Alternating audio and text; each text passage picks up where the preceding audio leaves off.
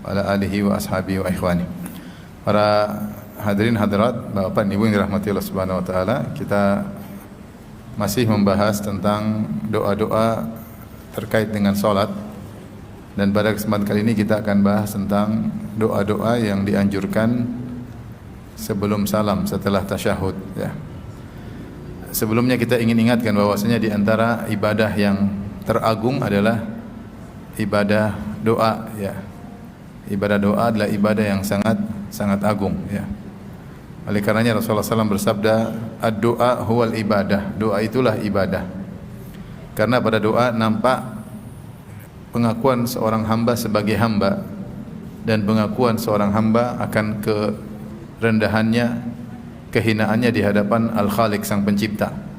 Maka dia pun berdoa meminta kepada Allah mengakui kehinaan, kerendahan, ketidakmampuan dirinya. Situlah nampak penghambaan seorang hamba kepada Sang Pencipta. Oleh karenanya Allah, ya, paling senang dengan ibadah doa. Bahkan dalam sebuah riwayat, la syai' akrama 'ala Allah minad doa. Tidak ada sesuatu yang lebih mulia di sisi Allah daripada doa, Karenanya kalau orang tidak berdoa kepada Allah, Allah marah, ya. Qala rabbukum ud'uni astajib lakum innal ladzina yastakbiruna ibadati sayadkhuluna jahannama dakhirin. Allah berkata Rabbmu, ud'uni, berdoalah kepadaku, astajib lakum, niscaya aku akan kabulkan doa kalian. Sungguhnya orang-orang yang sombong dari beribadah kepadaku maka akan masuk neraka dalam kondisi hina. Makanya dikatakan semakin seorang suka minta kepada Allah, dia semakin mulia. Semakin seorang suka berdoa kepada Allah, dia semakin dekat dengan Allah Subhanahu wa taala. Seorang penyair berkata, la tas'alanna bunayya adam hajatan fas'alil ladzi abwabuhu la yughlaqu. Allahu yaqdabu hina tarakta su'alahu wa bunayya adam hina sa'altahu yaqdabu. Janganlah kau minta suatu keperluan hajat kepada anak Adam, tapi mintalah kepada Allah yang pintunya tidak pernah tertutup. Allah marah jika kau tidak meminta kepadanya. Adapun anak Adam justru marah kalau kau banyak minta kepadanya. Oleh karena kalau kita lihat siapakah orang yang paling banyak berdoa kepada Allah, dia Rasulullah sallallahu alaihi wasallam. Dan pada kesempatan ini kita akan bahas tentang doa yang termasuk sangat inti dalam salat, ya. Karena dia adalah penutup sebelum seorang selesai dari salatnya. Itu di penghujung salat, sehingga dia harusnya lebih konsentrasi, karena inilah penutup ibadahnya sebelum dia meninggalkan ibadah salat, ya. Sebelum dia selesai dari ibadah salat, itu doa di penghujung ibadah, yaitu doa menjelang salam setelah tasyahud. Kemudian sebagaimana pernah kita sampaikan, perbedaan antara tasyahud awal dengan tasyahud akhir menurut pendapat yang lebih kuat bahwasanya salawat kepada Nabi itu pada tasyahud yang mana, awal atau akhir? Akhir, ya. Dan sangat jelas, dan di mana di tasyahud akhir kita memuji Allah, at-tahiyatulillah dan seterusnya, salawat, barakat, ya. Kita memuji Allah Subhanahu wa taala. Setelah itu kita bersalawat kepada Nabi. Kita bertasyahud, kita bersalawat kepada Nabi, baru kemudian kita berdoa meminta kepada Allah. Jadi doa setelah tasyahud ini didahului dengan pujian kepada Allah dan didahului dengan salawat kepada Nabi. Dan ini sudah memenuhi adab-adab dalam doa. Baru kemudian meminta kepada Allah Subhanahu wa taala. Ibaratnya sama seperti salat janazah. Salat janazah kita takbir pertama baca Al-Fatihah, isinya pujian kepada Allah. Takbir kedua kita bersalawat kepada Nabi. Takbir ketiga kita berdoa kepada Allah Subhanahu wa taala. Jadi doa ini sudah dibuka dengan pujian kepada Allah dan salawat. Baru kemudian kita berdoa kepada Allah Subhanahu wa taala.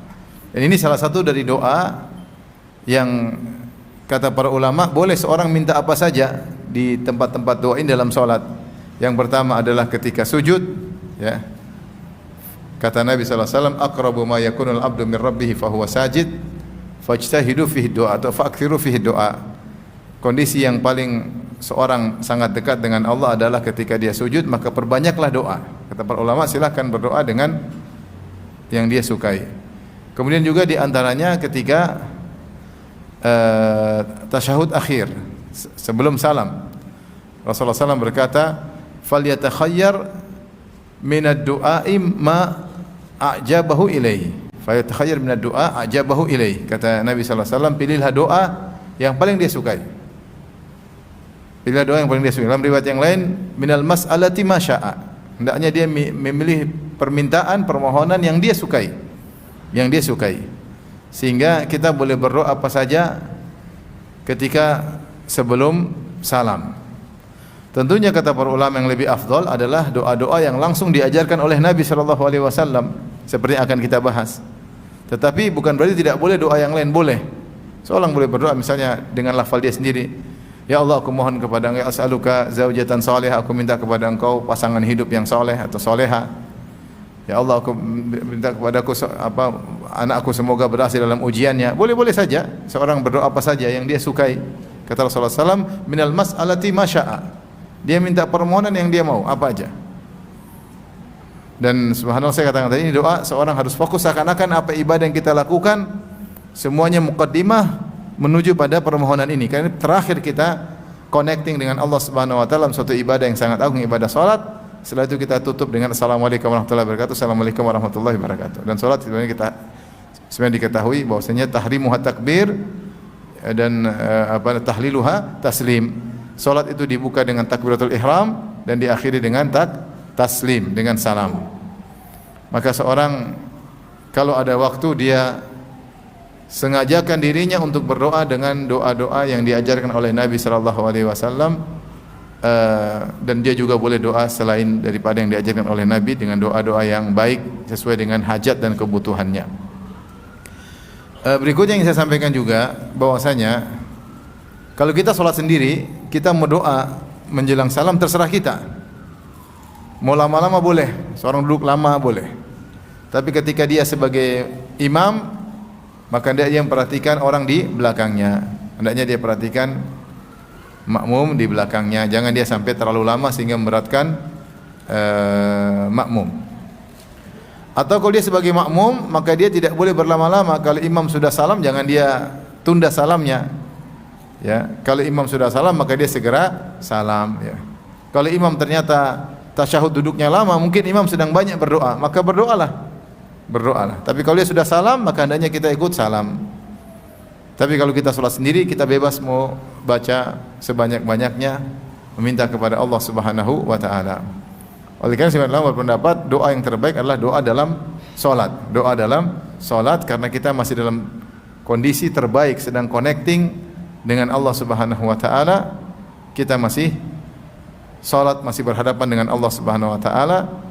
Apalagi doa yang kita panjatkan di penghujung ibadah kita sebelum salam. Taib Syekh Waf Al-Qahtani, Said bin Waf Al-Qahtani menyebutkan tentang dalam kitabnya Husnul Muslim dalam bab doa ba'da tasyahud al-akhir qabla salam. Doa setelah tasyahud akhir sebelum salam, beliau sebutkan ada 1 2 3, 4, 5, 6, 7, 8, 9, 10, 11. Ada 11 doa. 11 doa. Maka kita ingin mempelajari doa tersebut satu persatu ya. Insyaallah taala ya.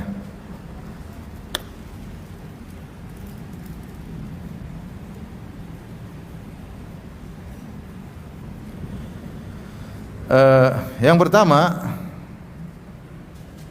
adalah hadis dari Abu Hurairah radhiyallahu taala anhu ya. Kata Abu Hurairah, kana Rasulullah sallallahu alaihi wasallam yad'u wa yaqul, Rasulullah sallallahu berdoa dan beliau dalam doanya beliau berkata, Allahumma inni a'udzubika min adzabil qabr. Ya Allah, aku berlindung kepada Engkau dari azab kubur. Wa min adzabin nar, dan aku berlindung kepada Engkau dari azab neraka jahanam. Wa fitnatil mahya wal mamat, dan aku berlindung kepada Engkau dari fitnah kehidupan dan fitnah kematian. Wa fitnatil masih dajjal, dan aku berlindung kepada Engkau dari fitnah dajjal ya. Dalam sebagian riwayat, ya, hadis ini riwayat Bukhari dan Muslim. Dalam sebagian riwayat kata Rasulullah SAW datang dalam perintah, ya, idza faraga ahadukum min at-tasyahhud akhir falyata'awwadz billah. Jika salah seorang dari kalian sudah selesai dari tasyahud akhir, hendaknya dia berlindung kepada Allah dari 4 perkara ini. Sehingga ada perintah.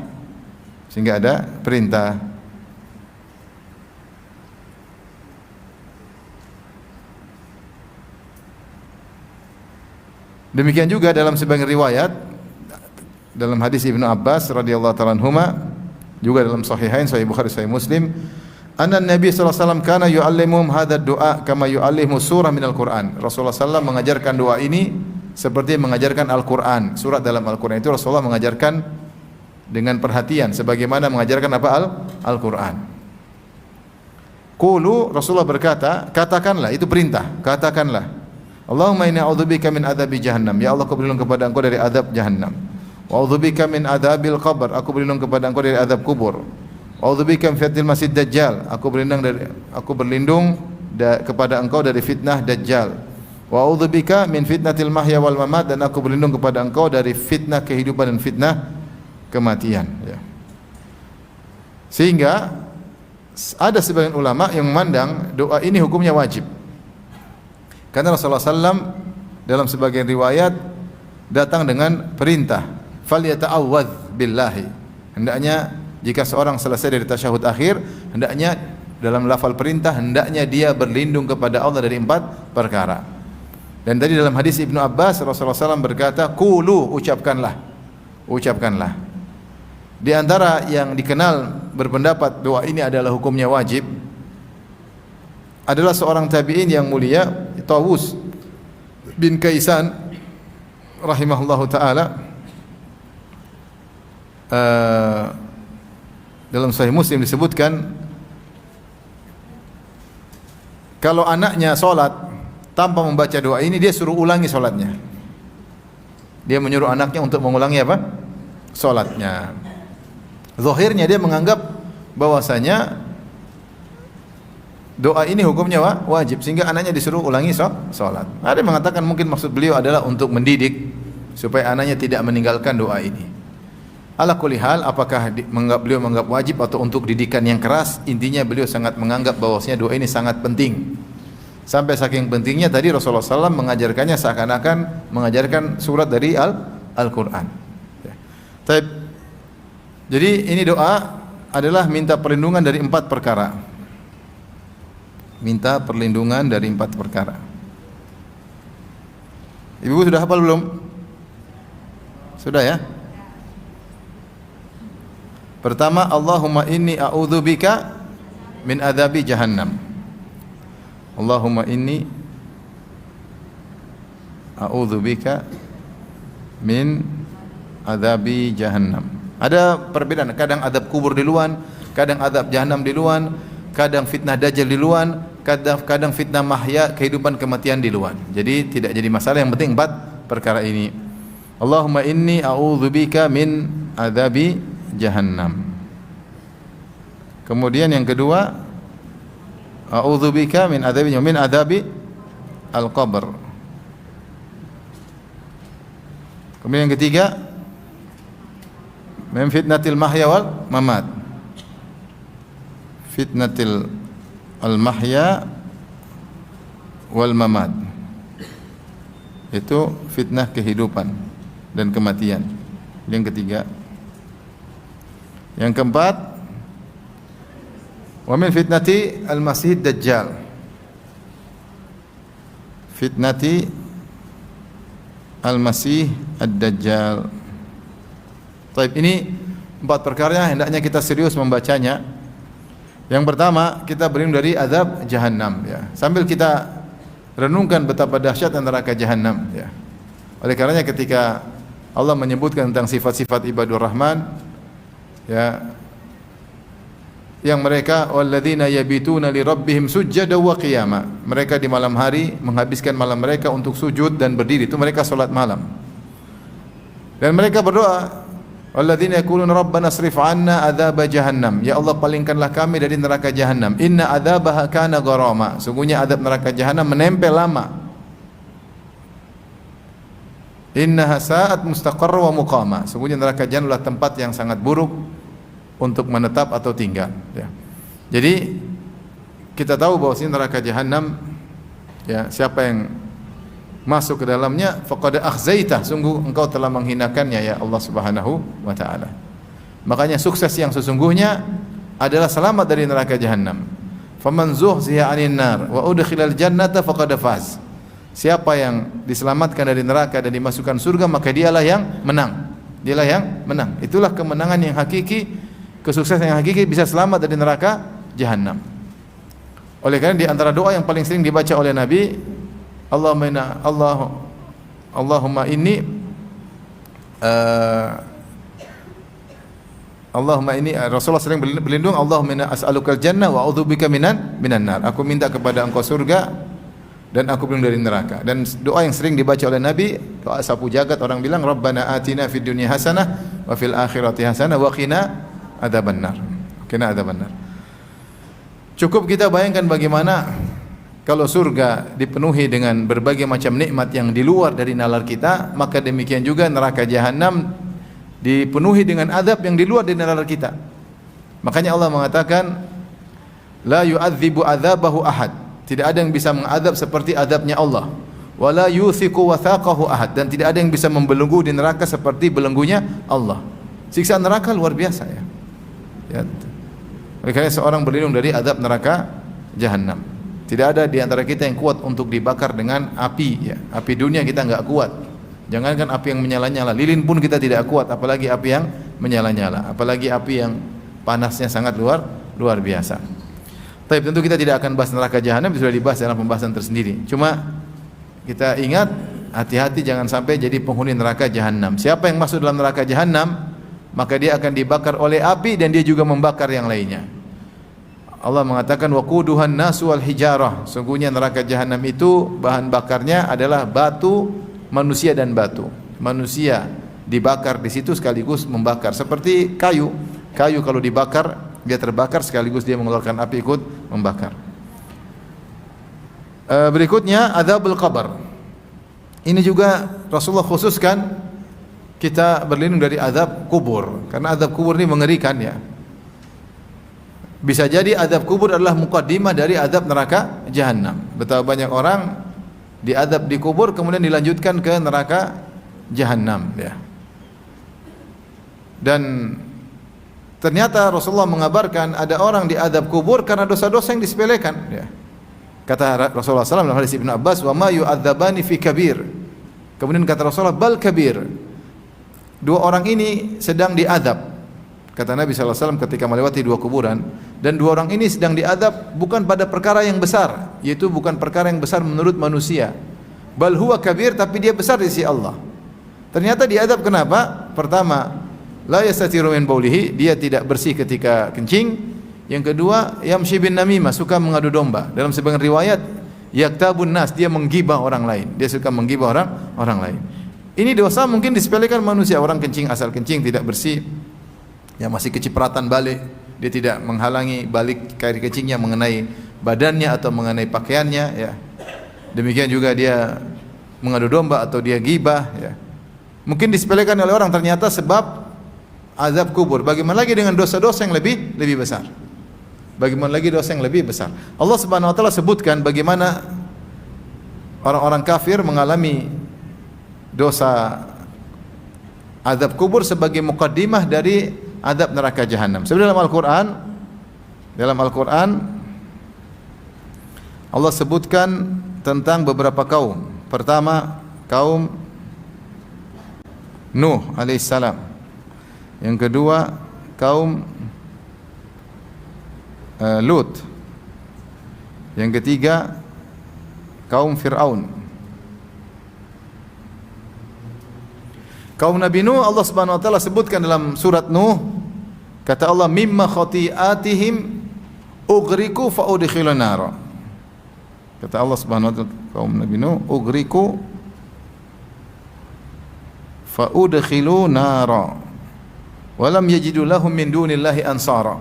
Kata Allah Subhanahu wa taala tentang kaum Nabi Nuh, kita tahu mereka diadab dengan apa? Dengan hujan yang besar. Kemudian dari air turun dari langit dan juga air turun dari bumi.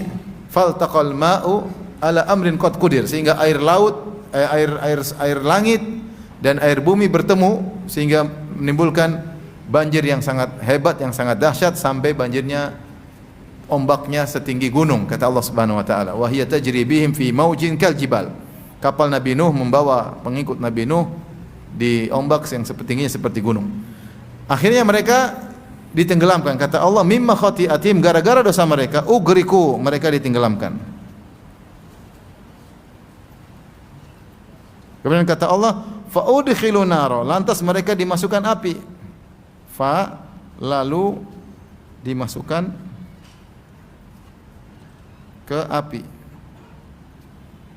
Falam yajidu lahum min dunillahi ansara, dan mereka tidak ada yang bisa menolong mereka. Di sini sebagian ulama memandang yang dimaksud dengan api di sini adalah api di azab kubur. Kenapa? Karena Allah menggunakan kata fa, langsung mereka ditenggelamkan untuk mati. Begitu mati langsung mereka masuk proses berikutnya dalam alam barzah, di mana mereka disiksa dengan api. Karena Allah tidak mengenakan summa, Allah mengatakan dengan fa, lalu, langsung. Jadi mimma khati'atim, gara-gara dosa mereka, ugriku, mereka ditenggelamkan, fa udkhilu, langsung masukkan di api. Maksudnya ini api di dunia, di alam barzah, bukan api neraka. Ini sehingga mereka diadab sampai hari kiamat dimasukkan ke adab yang lebih pedih. Berarti adab ini adalah adab muqaddimah sebelum adab neraka jahanam. Contoh kaum Nabi Lut, Allah berfirman dalam surat Qamar, kata Allah Subhanahu wa taala, wa laqad rawaduhu an dhaifihi fatamasna a'yunahum fadzuqu adzabi wa nudhur wa laqad sabbahahum bukratan adzabun mustaqir. Saya carikan ayatnya biar bisa dicatat.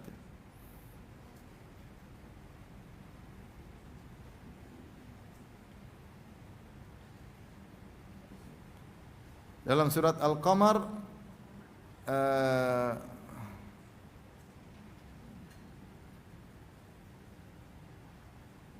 ayat 37 38 ya. Al-Qamar salah.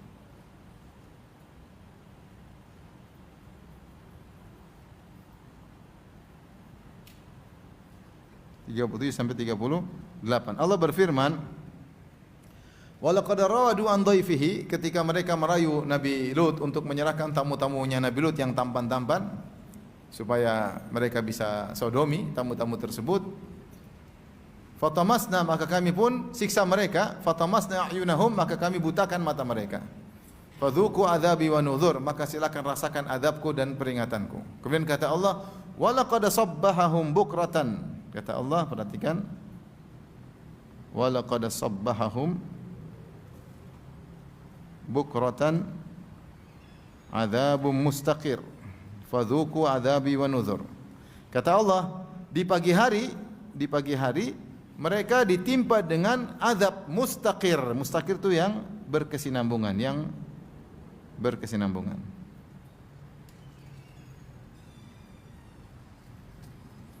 Ini jadi mereka sekarang sedang diazab. Sejak zaman dahulu mereka mengalami azab karena Allah mendatangkan dengan isim fa'il mustaqir, yaitu senantiasa, yang kontinu. Mereka sekarang sedang diazab dengan azab yang kontinu. Azab hari neraka jahanam atau azab barzah? Sekarang sudah azab barzah atau azab neraka jahanam? Barzah, karena neraka jahanam nanti setelah hari kiamat. Jadi mereka sedang diazab sekarang. Makanya dalam satu hadis Rasulullah SAW mengatakan, bainama rajulun yamshi wa alaihi hullatani, ada seorang berjalan, dia pakai dua gaunnya yang indah, dia sombong. Kemudian idh khasafa bihil ard, tiba-tiba Allah benamkan dia di bumi, wa huwa yatajaljalu fiha ila yaumil qiyamah, maka Allah goyangkan dia di alam barzah, dalam bumi sampai hari kiamat, Jadi terkadang azab itu merupakan muqaddimah. Jadi siapa yang dapat azab kubur, ngeri. Dapat azab kubur, maka yang setelahnya lebih dahsyat. Makanya Utsman bin Affan kalau datang ziarah kubur dia menangis. Ya. Dia bilang, dia menyebutkan hadis Rasulullah sallam, "Inna al-qabr awwalu manzila min manazilil akhirah." Sungguhnya kuburan adalah tahap pertama dari tahapan-tahapan akhirat. Siapa yang selamat dari sini, dia akan yang selanjutnya lebih apa? Selamat. Siapa yang tidak selamat, maka yang selanjutnya lebih berat. Makanya saya katakan banyak azab kubur merupakan mukaddimah seperti yang dialami oleh kaum Nabi Lut. Kaum Nabi Lut dibinasakan, diangkat oleh malaikat Jibril, ya, wa ja'alna 'aliya safilaha, maka tanahnya diangkat sampai di atas, kemudian dijatuhkan, kemudian ditembaki dengan hujan batu yang panas, akhirnya mereka mati. Tetapi kata Allah, adzabum mustaqir, adab yang kontinu, terus menerus. Jadi mereka sekarang sedang diadab. Allah juga sebutkan tentang Fir'aun dalam surat Ghafir, an-naru yu'raduna 'alaiha guduwa wa ashiya. Dalam surat Ghafir ayat 46.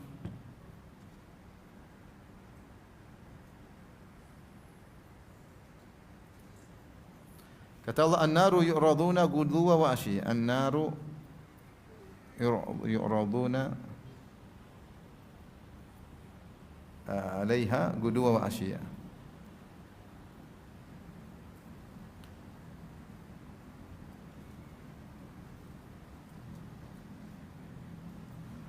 Wa yauma taqumus sa'ah adkhilu ala fir'auna asyaddal azab.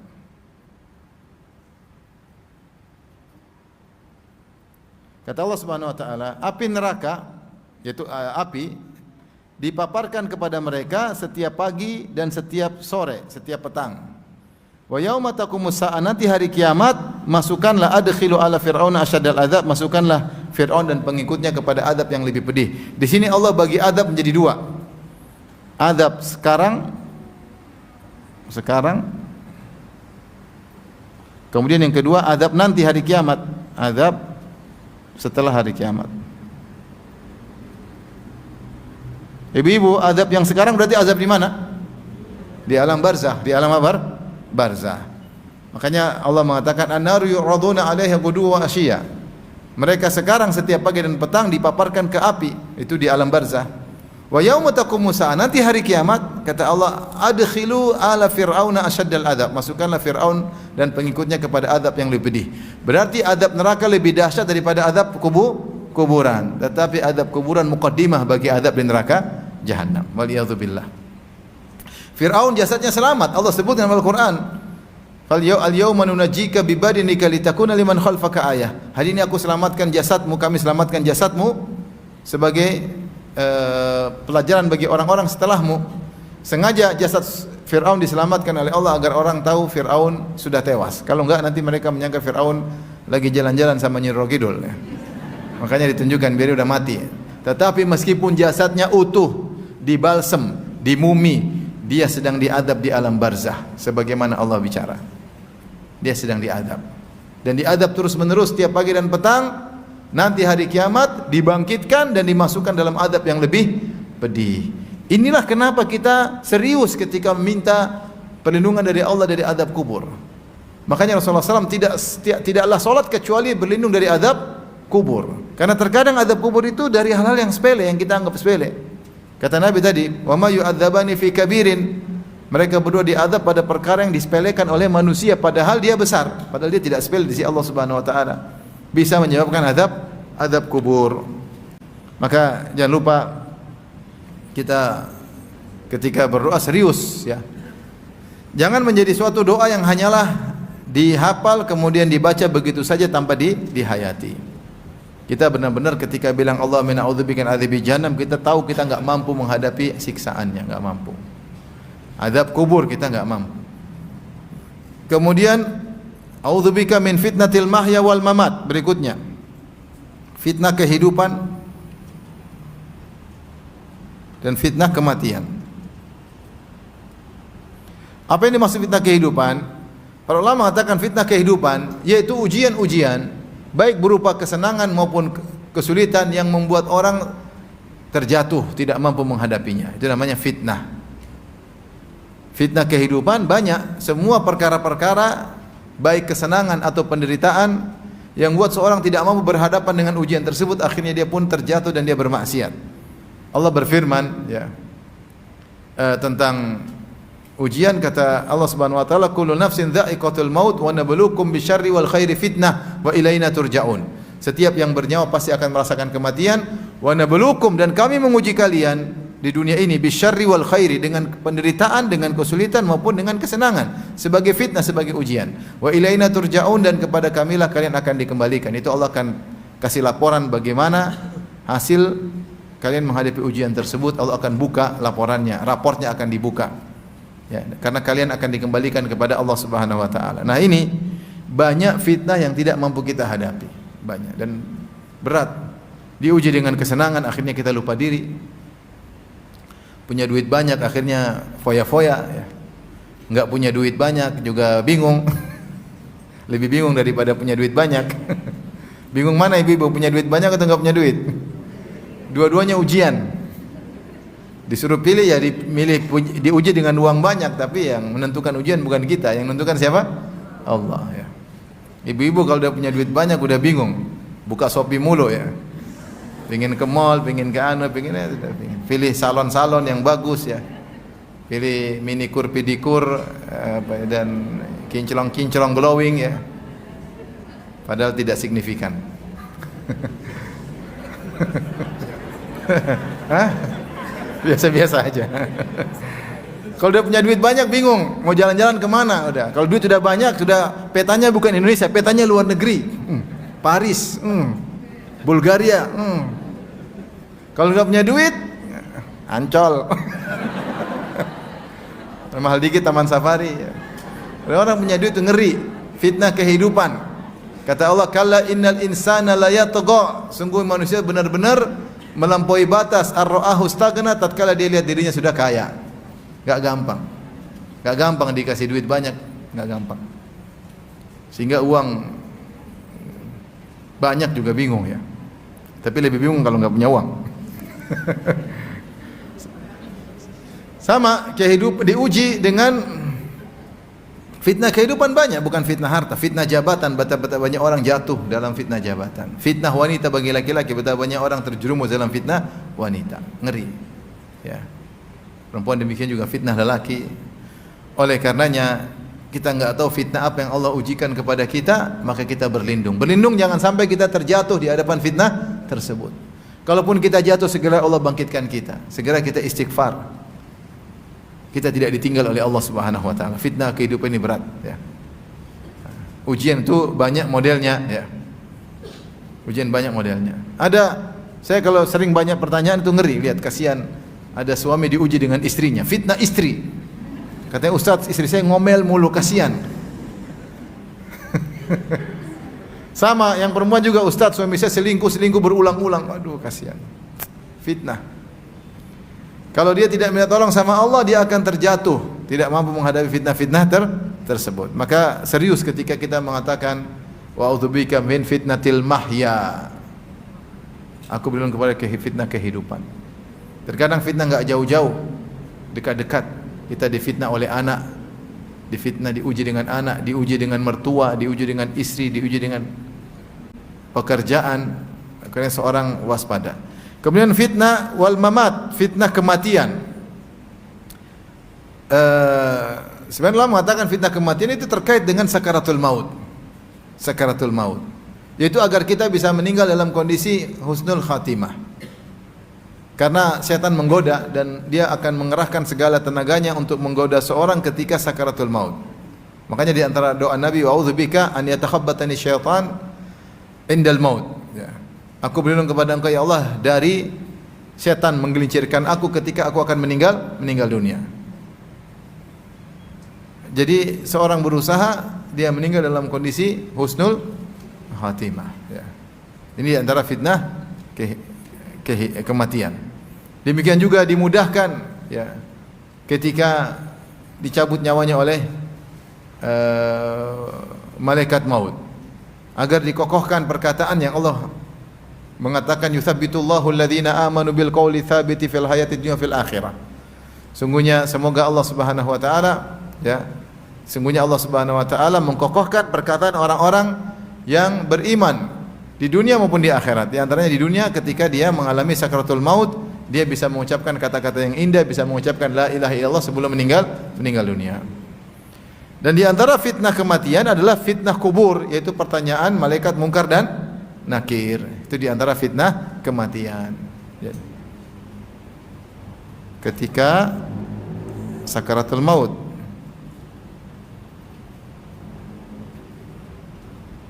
ketika pertanyaan mungkar dan nakir.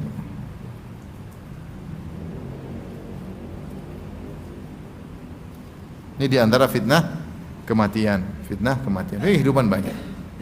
Agar kita paham apa yang kita doa, yang kita minta kepada Allah Subhanahu wa taala.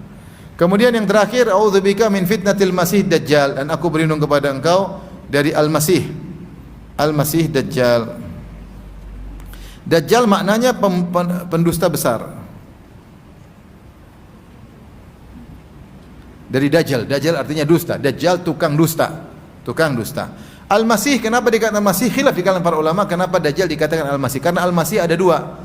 Ada Al-Masih Isa, ada Al-Masih Dajjal. Dan kedua Al-Masih ini akan bertemu di akhir zaman. Satunya Masihul Huda, Al-Masih pembawa kebenaran. Satunya Masihul Dhalalah, Al-Masih pembawa kesesatan Dajjal. Dan Dajjal akan dibunuh, Al-Masih Dajjal akan dibunuh oleh Al-Masih Isa alaihissalam. Adapun Al-Masih Isa alaihissalam disebut Al-Masih, ada yang mengatakan karena beliau kalau mengusap orang maka akan sembuh. Dia mengusap, Al-Masih itu mengusap masaha, dia mengusap orang buta bisa melihat, dia mengusap orang terkena penyakit baros atau penyakit kusta bisa sembuh dengan mukjizat yang Allah berikan kepada Nabi Isa alaihissalam. Ada pendapat yang lain juga. Adapun Dajjal disebut Al-Masih, ada yang mengatakan dari Al-Mamsuh, yaitu matanya satunya buta, yang satunya hanya melihat dengan sedikit, yaitu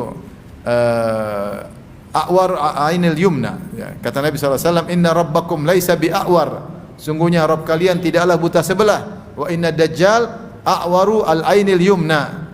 Ya, sungguhnya adapun Dajjal maka mata kanannya buta, yaitu mamsu, seakan-akan tertutup. Tidak ada apa? Tidak ada kelopaknya. Jadi seakan-akan apa? Tertutup. Makanya disebut dengan Al-Masih. Yaitu mamsuh, yang matanya dihilangkan. Ada yang mengatakan Al-Masih karena dia yamsah fil ard, yaitu dia berjalan dengan cepat di atas muka bumi, kemana-mana dia berjalan. Dan Rasulullah mengatakan laisa min baladin illa sata'ud dajjal illa Makkah wal Madinah. Tidak ada satu negeri kecuali akan didatangi oleh Dajjal kecuali Makkah dan Madinah. Ya. Jadi Jakarta pasti dilewati. Apalagi Bekasi. Jadi semua daerah akan datangi Dajjal. Nah, kita disuruh berlindung kepada Dajjal karena fitnah luar biasa. Kata Ibnu Taimiyah rahimahullah, fitnah Dajjal ada dua model. Fitnah Dajjal dua model. Yang pertama adalah fitnah dari diri Dajjal, dari diri Dajjal di akhir zaman. Yang kedua adalah dari jenis Dajjal. Kalau Dajjal yang asli yang akan muncul akhir zaman, belum tentu kita mendapatinya, karena dia hanya muncul di akhir zaman. Kalau dia sudah muncul, dia salah satu dari tanda-tanda besar hari kiamat. Dajjal yang luar biasa. Dan kita fitnahnya sangat luar biasa, tidak ada fitnah yang lebih besar daripada Dajjal. Dia mengaku sebagai Tuhan dan dia memiliki kesaktian. Dia bisa menumbuhkan tumbuhan di tanah yang tandus, dia bisa menurunkan hujan, dia bisa menghidupkan yang mati, semua harta dia pegang, kaya raya ya. Saking ngerinya sampai banyak yang terfitnah, terfitnah. Sampai Rasulullah mengatakan siapa yang dengar tentang Dajjal maka menjauh, jangan dekat-dekat.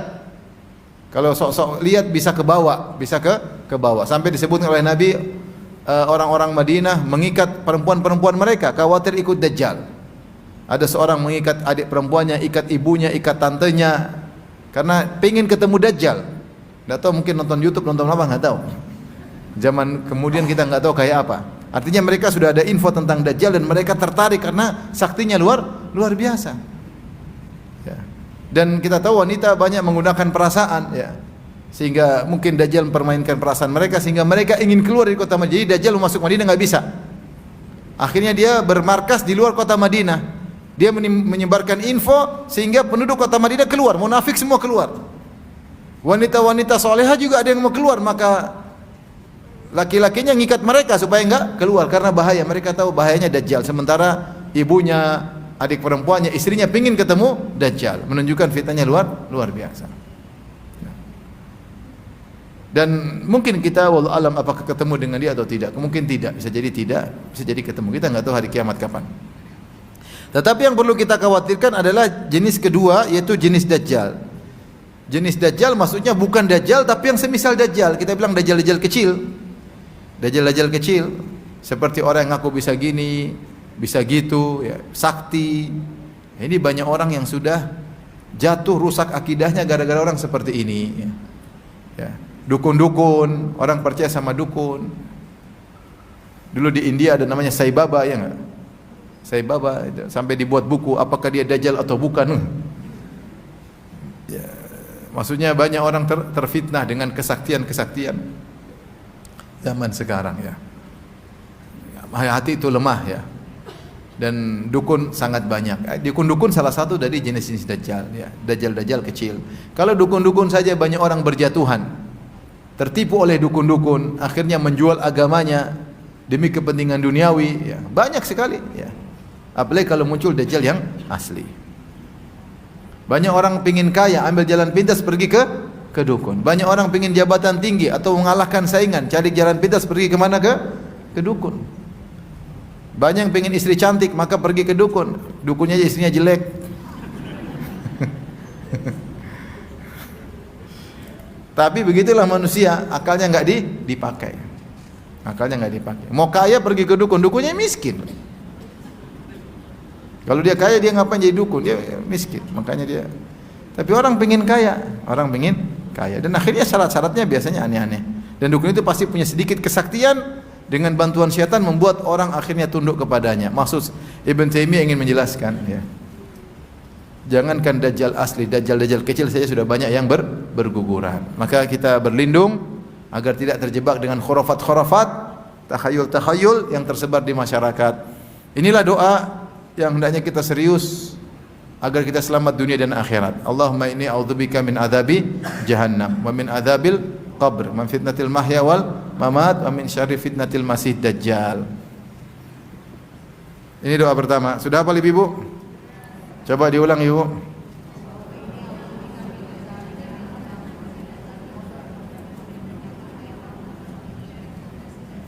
Jazakallahu khairan, jazakunallahu khairan.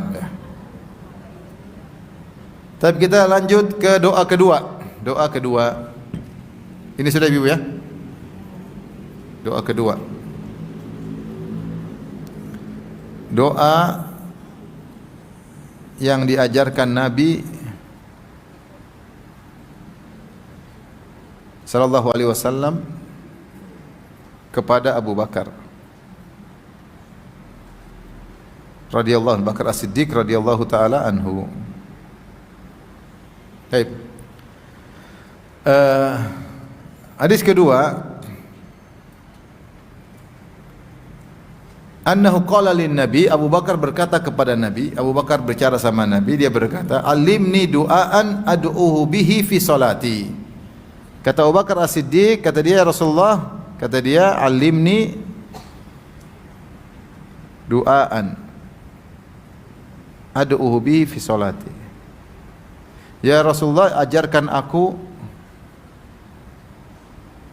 doa untuk aku baca dalam solat.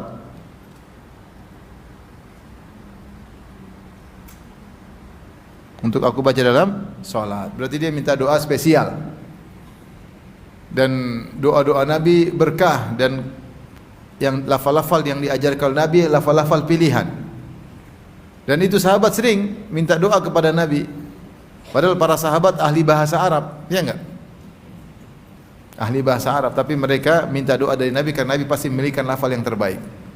Sebagaimana Aisyah radhiyallahu taala anha bertanya kepada Nabi, "Ya Rasulullah, in alimtu anna al-laila lailatul qadar, madza aqulu fiha?" Kalau saya tahu sekarang malam Lailatul Qadar, doa apa yang saya ucapkan? Maka Rasulullah ajarkan, "Quli," ucapkanlah, "Allahumma innaka afuwun tuhibbul afwa fa'fu anni." Ya Allah, Engkau Maha Pengampun, Kau suka pengampunan, ampunilah aku. Maka ini semakin menguatkan kepada kita untuk tidak berpaling dari doa-doa Nabi. Kita boleh tambah dengan doa yang lain, tapi jangan berpaling dari doa Nabi. Sebagian orang mendapati doa karangan ustaz mungkin bagus, sehingga dia berpaling dari doa Nabi, dia menuju kepada doa ustaz atau kiai. Ini salah.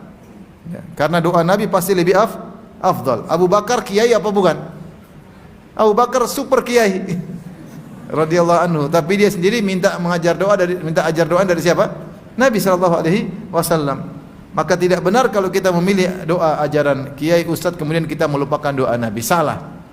Kita berusaha menghafalkan doa-doa Nabi. Kalau kita mau tambah dengan doa kita sendiri, ada keperluan, boleh-boleh saja, tidak ada yang melarang. Selama itu tanah boleh berdoa dengan doa yang benar lafalnya dan tidak ada sikap berlebihan atau melampaui batas. Jadi Abu Bakar minta doa dalam sholat. Ya. Di sini tidak spesifik disebutkan saya akan baca ketika sebelum salam, enggak. Oleh karenanya sebagian ulama membawakan doa ini sebelum salam, ada yang bawa doa ini ketika sujud. Dua-duanya boleh dibaca. Doa ini boleh dibaca ketika apa? Ketika sujud atau sebelum apa? Salam. Karena hanya dalam sholat. Dalam sholat, yaitu bisa ketika sujud itu bisa sebelum salam. Sebelum salam. Maka Rasulullah berkata, "Kul," katakanlah. Doanya, Allahumma inni zalamtu nafsi zulman katsira.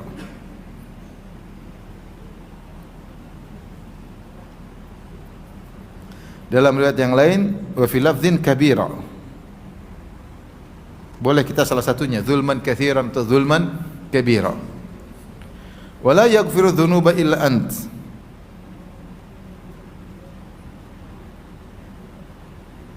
Illa ant. Faghfirli maghfiratan min indik. Ya. Faghfirli maghfiratan min indik warhamni innaka antal ghafurur rahim. Warhamni innaka antal ghafurur rahim. Baik. Kita terjemahkan, ya Allah, sungguhnya aku menzalimi diriku sendiri. Aku menzalimi diriku sendiri. Zulman katsira, dengan kezaliman yang banyak.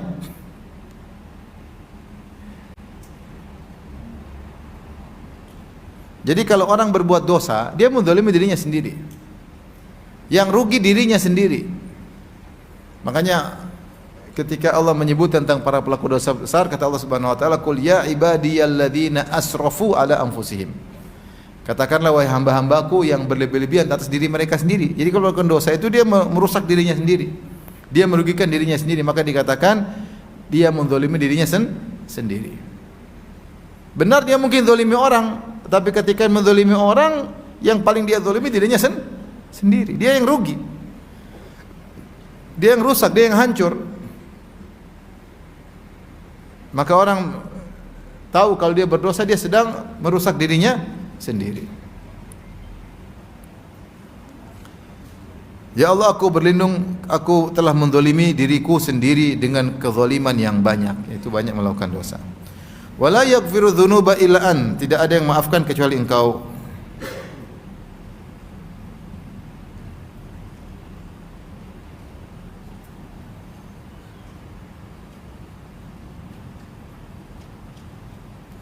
Kemudian faghfirli maghfiratan min indik, ampunilah aku dengan ampunan yang besar. Maghfiratan sini tanwin untuk menunjukkan keagungan, li ta'zim. Maknanya ampunilah aku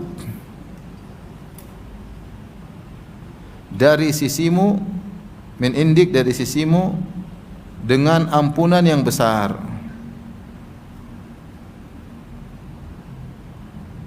Warhamni, dan rahmatilah aku, sayangilah aku.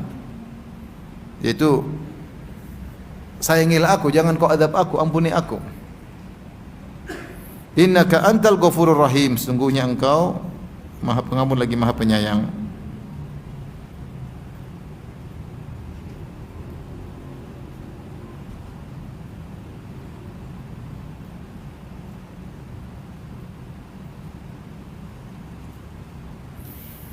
Tapi ini yang minta doa. Siapa yang minta doa tadi? Ibu Abu Bakar. Abu Bakar suka maksiat atau tidak? Abu Bakar suka maksiat atau tidak? Tidak. Abu Bakar suka beramal soleh. Bukan orang sembarang. Rasulullah pernah berkata, "Man asbaha minkumul yauma sha'iman." Rasulullah pernah satu hari bertanya, "Siapa yang hari ini puasa?" Kata Abu Bakar, "Saya." "Man at'ama minkumul yauma miskinan." Siapa yang hari ini kasih makan orang miskin? Kata Abu Bakar, "Saya." Subhanallah. "Man ada minkum al-yauma maridan." Siapa yang hari ini jenguk orang sakit? Kata Abu Bakar, "Saya." "Man tabi'a minkumul yauma janazah." Siapa yang hari ini ngelayat jenazah? Kata Abu Bakar, "Saya." Setiap ditanya Abu Bakar bilang, "Saya."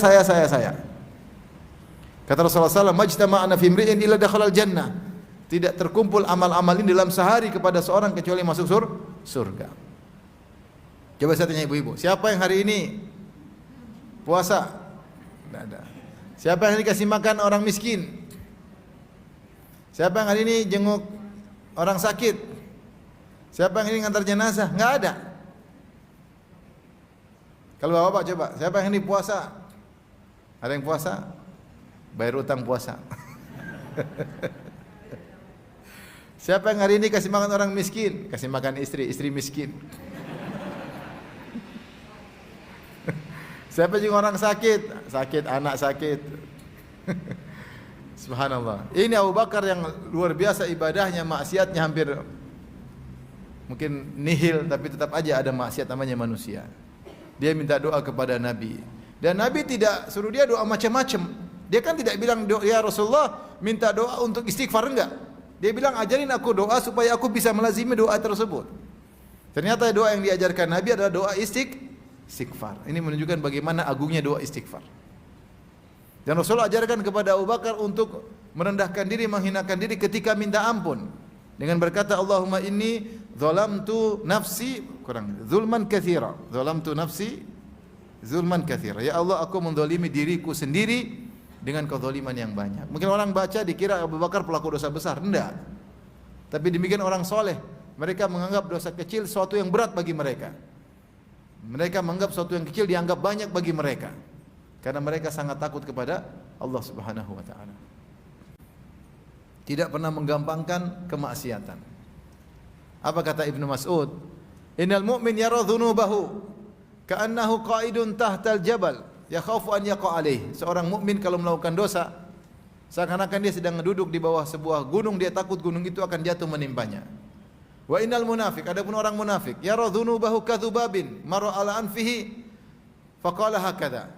Orang munafik dia memandang dosa yang dilakukan seperti lalat yang lewat depan hidungnya kemudian dia usir. Itu dia tidak menganggap sesuatu yang penting. Oleh karena Abu Bakar As-Siddiq ketika diajarin doa, Rasulullah ajarkan agar dia menghinakan dirinya di hadapan Allah dengan berkata, "Inni zalamtu nafsi zulman katsira." Dengan dosa yang banyak. Dalam riwayat zulman kabira. Ya. Jadi jangan, kata sebagian ulama, tidak usah digabung, kita baca salah satunya. Kita baca zulman katsira atau zulman apa? Kabira. Kalau kabira kezaliman yang besar. Kezaliman yang besar. Makanya orang berbuat dosa, dia zalim pada dirinya dan dia bodoh. Apa kata Nabi Yusuf alaihissalam? "Wa illa tasrif anni kaidahunna asbu ilaihinna wa akum minal jahilin." Ya Allah, palingkanlah aku dari rayuan ibu-ibu Mesir. Kalau kau tidak palingkan aku dari rayuan mereka, aku akan condong kepada mereka, terfitnah dengan mereka. Wa akum minal jahilin, aku termasuk orang yang jahil, yaitu aku melakukan maksiat. Orang maksiat itu jahil. Demikian juga ketika Nabi Nuh alaihissalam berdoa, Allah tegur, "Ya Nuh, innahu laisa min ahlika, innahu amalun salih. Fala tas'alni ma laysa laka bihi, inni a'udzubika an takuna minal jahilin." Wahai Nuh, jangan kau minta ampunan buat anakmu. Sungguhnya anakmu bukan keluargamu, dia telah melakukan kufuran. Aku menasihati engkau agar kau tidak termasuk orang-orang yang jahil. Kenapa jahil? Karena dia mendahulukan kenikmatan sementara dengan mengorbankan kenikmatan yang banyak. Orang pelaku dosa pasti jahil. Bukan jahil tidak tahu hukum, tidak, tapi dia bodoh karena dia telah menzalimi dirinya sendiri. Dan kita semua seperti itu. Kalau kita lagi maksiat berarti kita zalim sama diri kita. Harusnya mungkin kita dapat kenikmatan lebih banyak, kalaupun masuk surga jadi sedikit gara-gara kita menyenangkan hawa nafsu kita. Atau kita mengorbankan sebagian karena ingin dapat kenikmatan saat, kita mengorbankan kenikmatan yang besar dan abadi. Itu adalah orang yang jahil. Orang jahil adalah mendahulukan sedikit meninggalkan yang banyak. Itu orang jahil. Namun demikianlah kita manusia, kita benar-benar fokus kepada yang di depan mata kita. Adapun yang gaib dari pandangan kita terkadang kita lupa, sehingga kita memilih untuk melanggar perintah Allah Subhanahu wa taala. Maka Abu Bakar diajarin untuk berkata, Allahumma inni zalamtu nafsi zulman katsira, atau zulman apa? Kabira. Kalau katsira banyak, kabir maksudnya besar. Kemudian mengakui wala yaghfiru dzunuba illa ant, dan tidak ada bisa mengampuni dosa-dosa kecuali Engkau. Dan ini dalam Al-Qur'an dalam surat Ali Imran, wa may yaghfiru dzunuba illa Allah, dan siapa yang bisa mengampuni dosa kecuali siapa? Allah. Siapa yang bisa memaafkan seperti Allah? Tidak ada. Ibu saja belum tentu bisa maafkan anaknya. Betapa banyak orang menyakiti hati ibunya, kemudian dia minta maaf, ibunya tidak memaafkannya. Ibunya tidak menganggap dia sebagai anak, padahal dia lahir dari perut ibunya. Tapi Allah Subhanahu wa taala, seorang melakukan dosa sebesar apapun, sebanyak apapun, berulang-ulang, tapi kalau dia kembali kepada Allah, Allah ampuni atau tidak? Siapa yang bisa memaafkan seperti Allah? Siapa yang bisa? Enggak ada yang bisa memaafkan seperti Allah. Ibu kita sendiri tidak bisa. Sekarang kadang-kadang seorang anak ngemis-ngemis minta maaf sama ibunya, ibunya cuekin. Tapi kalau Allah Subhanahu wa taala, siapa yang bisa memaafkan seperti Allah? Enggak ada. Wa may yaghfiru dzunuba illa Allah. Sebesar apapun dosamu, sebanyak apapun dosamu, seluas langit, seluas apapun dosamu, setinggi langit dosamu, sepenuh bumi dosamu, Allah bisa memaafkan. Kata Abu Nawas berkata, ya Rabbi in alimtu in azumat dzunubi kathratan falaqad alimtu bi anna afwaka a'zamu. Ya Allah, kalaupun dosaku sangat banyak, aku tahu ampunanmu lebih luas daripada dosa-dosaku. Itu kata Abu Nawas. Oleh karenanya, seorang ketika mengucapkan, dia benar-benar memahami wala yaghfiru dzunuba illa an. Tidak ada yang bisa maafkan dosa-dosa kecuali siapa? Allah. Bukan seperti orang-orang Nasara, tinggal bayar ke rahibnya, kemudian bayar duit, kemudian dosa diampuni. Nggak bisa. Nggak bisa. Pengakuan. Saya mengaku apa? Saya telah bunuh anakmu. Kira-kira pendetanya marah nggak?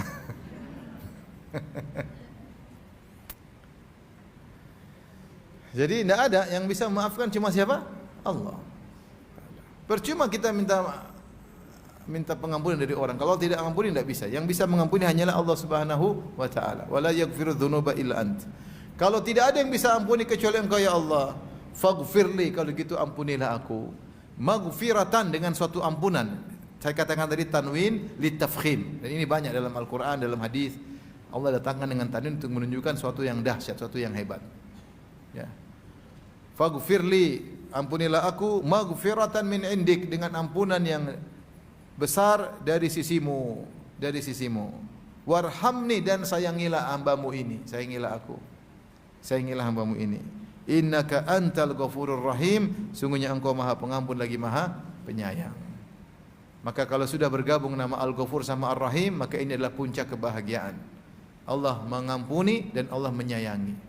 Ketika Allah menyayangi, maka sangat mudah bagi Dia mengampuni. Dan kalau Allah sudah mengampuni, sangat mudah untuk menyayangi. Makanya sebagian ulama berdalil bahwasanya seorang setelah bertobat bisa jadi lebih baik daripada sebelum bertobat, karena Allah menyayangi. Seperti Syekh Utsaimin mengatakan, Ghafur Rahim berarti mengampuni, dan rahmat berarti ada sesuatu yang baru yang Allah berikan kepada hambanya. Kalau dia bertobat, Allah ampuni dosa-dosanya dan Allah menjadi lebih sayang kepada dia. Walillahil mathalul a'la, dan bagi Allah perumpamaan lebih besar. Contoh, ada seorang ibu, dia marah sama anaknya nakal, dia jewer, dia usir. Terus anaknya sebulan kemudian nangis-nangis minta ampun. Ibunya tambah sayang enggak? Tambah sayang daripada sebelumnya. Kenapa? Anaknya mengaku dosa-dosanya, minta maaf. Walillahil mathalul a'la, bagi Allah perumpamaan lebih besar. Karena Nabi mengatakan, Allahu arhamu bi ibadi min hadhihi bi waladiha. Allah lebih sayang kepada hambanya daripada seorang ibu kepada anaknya. Sangat mungkin. Makanya dalam ayat yang Allah mengatakan, wa huwal ghafurul wadud, dialah Allah yang Maha Pengampun lagi Maha Mencintai. Sebenarnya Allah mengatakan orang maksiat tidak dicintai oleh Allah, tapi kalau dia minta ampun, dia diampuni dan bisa kembali dicintai oleh Allah Subhanahu wa taala, karena Allah menggandengkan kata Al-Ghafur dengan Al-Wadud, yang Maha Mengampuni dan Maha mencintai. Siapa yang lebih sayang kepada kita daripada Allah? Apa kata Nabi Ayub? Wa anta arhamur rahimin. Dan engkau adalah yang paling penyayang di antara yang menyayangiku. Yang sayang kita banyak. Orang tua sayang, kakak sayang, adik sayang, istri sayang atau tidak? Sayanglah.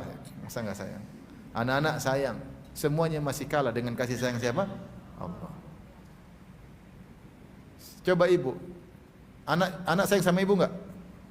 Wallahu alam, belum tentu. Ada anak enggak sayang sama ibunya, apalagi ngomel mulu ya.